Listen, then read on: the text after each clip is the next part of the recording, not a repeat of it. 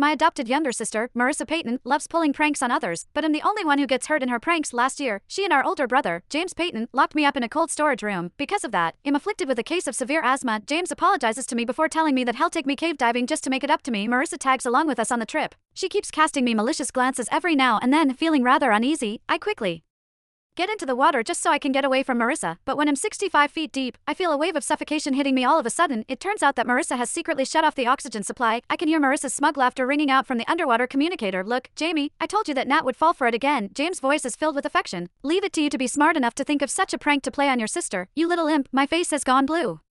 From the suffocation, I struggle with all my might in an attempt to turn on the bailout cylinder, only to feel my hands getting slapped away from them thanks to Marissa, who has swum over to me. She then whines into the communicator. Look at how dramatic Nat is being. Jamie, she can't stand the suffocation at all even though it's only been a few seconds. I hear James' icy and aloof voice reverberating in my earpiece. Just hold on a little longer. Look at how delicate you are. It hasn't been all that long, yet you already can't stand it. How humiliating. You're not even in the same league as Mari this time. I can only stare at James in despair as my complexion slowly goes purple. Has he forgotten what happened to me? Thanks to their prank, my lungs have already sustained irreversible damage. It's getting more and more difficult for me to breathe. Finally, my vision goes black, and I collapse in the dark bottom of the sea. This prank isn't funny at all. James, this time, I'm going to die for real.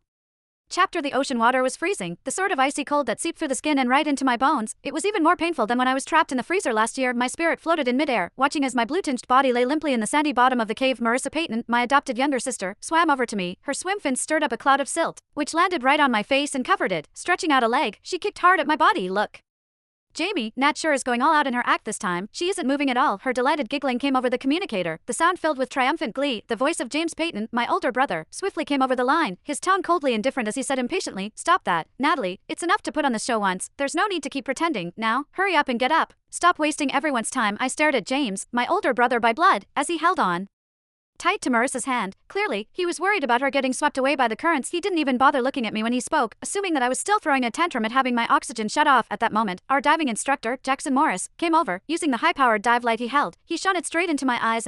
Natalie, stop pretending. Your heart rate monitor already cut off earlier. Did you pull the sensor off yourself? With such outstanding acting skills, why don't you try your luck at winning an award? Marissa's smile widened further. She's just trying to make Jamie feel sorry for her. After all, she's not as charming as I am. From where I was floating above their heads, I sorely wanted to scream at them that I wasn't putting on an act. I was truly dead. My lungs were already injured from when Marissa shut me in the freezer last year on April Fool's Day. She claimed she was just playing a prank on me. At the time, James stood beside her, glancing at his watch as he said, Nat, if you can hold on for 10 minutes, then he'll gift you that necklace you've been wanting. I screamed for help, pounding madly on the door, and when my asthma kicked in, it felt as though knives were slicing at my lungs. In the end, it wasn't until I had collapsed to the icy floor that they took their sweet time opening the door. After that incident, the doctor reported that my respiratory system had suffered irreversible damage. James apologized